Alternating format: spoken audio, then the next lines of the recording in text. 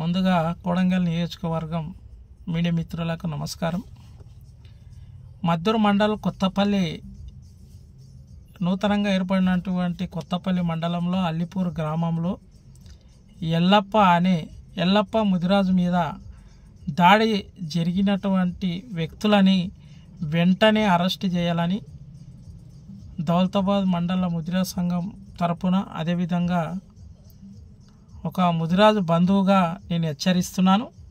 దయచేసి అల్లిపురం ఏదైతే రమేష్ రెడ్డి గారు దౌర్జన్యం చేసి అక్కడున్న మాజీ సర్పంచ్ కాంగ్రెస్ ఆయనంట ఎస్ఐ గారికి ఫోన్ చేసి సిఐ గారికి ఫోన్ చేపించి ఏదో స్కూల్లో వాళ్ళ అమ్మది డబ్బులు నెల జీతం కోసం పోతే అక్రమంగా పోలీసులకు ఫోన్ చేసి ఎల్లప్ప అనే వ్యక్తిని థర్డ్ డిగ్రీ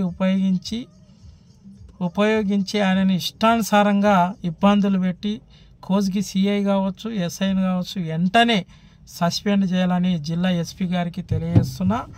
దయచేసి ఎల్లప్ప అనే వ్యక్తిని మేము ముదిరాజ్ తరపు నుంచి పరామర్శించడం జరిగింది కాబట్టి అదేవిధంగా మీరు ఎస్ఐని సిఐని సస్పెండ్ చేయని పక్షంలో తాలూకా కొడంగల్ నియోజకవర్గం మొత్తం ముదిరాజు సోదరులారా రేవంత్ రెడ్డికి ఓట్లు వేసినందుకు ముదిరాజ్ సోదరులు కొడంగల్ నియోజకవర్గంలో 75% ఎస్సీ ఎస్టీ బీసీలు ఒక్కసారి ఆలోచన చేయండి.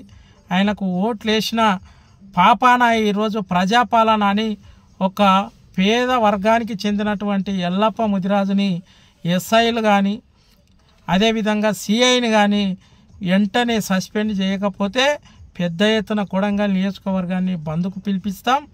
అదేవిధంగా ఈ 2-3 రోజుల్లో మద్దూరు మండలంలో మద్దూరు చివరస్తలో పోలీస్ స్టేషన్ ముందు రాష్ట్రం నుంచి మా ముదిరాజ్ సోదరులు రాష్ట్ర అధ్యక్షులు బండ ప్రకాష్ అన్న ముదిరాజు కావచ్చు, అదేవిధంగా కాసాని జ్ఞానేశ్వర్ కావచ్చు, తాలూకా ప్రెసిడెంట్ అయినటువంటి నరసింహులు ముదిరాజు కావచ్చు, అందరం ముదిరాజ్ సంఘాలము 2-3 రోజుల్లో యాక్షన్ తీసుకునకపోతే ఎస్ఐని కావచ్చు సిఐని సస్పెండ్ చేయకపోతే ఎస్పీ గారు దయచేసి మీ డిఎస్పీ కావచ్చు అందరూ వెంటనే యాక్షన్ తీసుకోవాలని కోరుకుంటూ అదేవిధంగా ఎస్సీ ఎస్టీ బీసీల మీద అక్రమంగా దాడులకు పాల్పడుతున్నటువంటి కాంగ్రెస్ నాయకులను కూడా కాంగ్రెస్ సోదరులారా ఒక్కసారి గమనించండి.